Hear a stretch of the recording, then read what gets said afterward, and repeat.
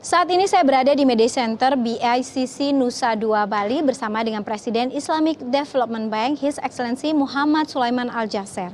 Thank you so much for for sharing and give me your very busy time to talk with CNN. It's a pleasure to be with you, Sophie. Okay. I'm gonna ask you the first question. This is gonna be the starting question where I want you to share what is the latest update about Indonesia and Islamic Development Bank relation so far? Well, Indonesia is a very important member of the Islamic Development Bank, and we are very proud of that relationship. Indonesia, alhamdulillah, is one of the countries that implements its projects very well, and the benefits to the citizens is clear to us, and therefore we have a very large portfolio of around $6 billion of projects lending in Indonesia, spanning all aspects of infrastructure, be it electricity, be it slum rehabilitation, be it building hospitals. Tomorrow I hope to see you at the inauguration of hospitals program that we are financing with the government of Indonesia. So Indonesia is not only just doing well, but we are proud of the achievements of this country. Okay. From your own perspective, His Excellency, how do you see Indonesia's economic growth in the middle of a global economic crisis? We are develop a positive rate in our economic this year. The challenges are great, not only to Indonesia, to the whole world. You know, the rise in interest rates, the rise in food prices, the consequences of the COVID, corona. So the whole world is going through difficult times. But alhamdulillah, Indonesia is doing much better than many countries. And the steady economic policies of the government seem to be giving great results. And this is my third visit to Indonesia. Every time I come here, I'm more impressed with what you have been doing. And I think the whole world has watched this conference. Many people attended and many people watched it from overseas, and what they see is very impressive. Therefore, I am very comfortable and confident that Indonesia will do very well economically in the years to come, in spite of the challenges. So what will be the most challenging situation for our country and also all the countries in the world in the middle of the global crisis right now? I think prices, inflation is a very serious issue. And as you know, when there is inflation, central banks are forced to raise interest rates.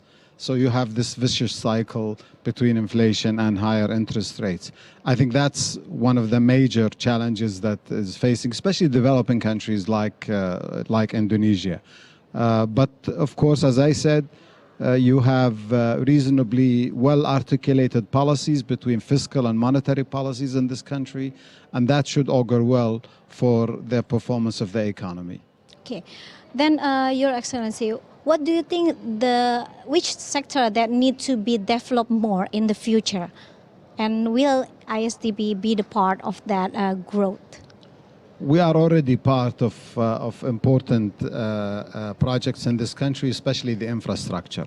You know, you have a huge country in terms of size. You have 17,000 islands.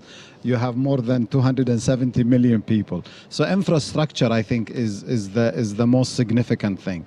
And we are very proud to be part of that development in this country. The good news is that you are implementing the projects reasonably well and fast. And that should help with the economic growth of this country. Okay, since we are in the G20 summit, what we could expect from this G20 summit in coping the global economic situation crisis right now? Well, the hope is that this meeting, with the declaration that was made, is that hopefully there will be easing of tensions, because tensions are the most significant aspect of today's economic life. That's what has raised prices of food and that led to inflation, and inflation led to higher interest rates. Therefore, if tensions are eased, and it seems that from the declaration, from the news we were hearing, that there is some hope that these tensions will be eased. We've seen what happened at the meetings between the US and China, also indicating some easing, and that's important for Asia.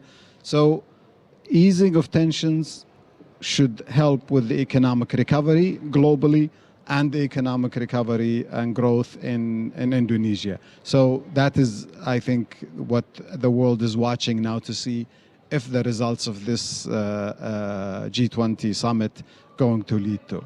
Okay, this is going to be the last question. I know yesterday our president are driving you into the lunch location, lunch venue. Could you give us some impression about the G20 summit? How do you feel? I feel that Indonesia has really, really excelled in putting together this summit. The president is a very gracious man, a very humble man.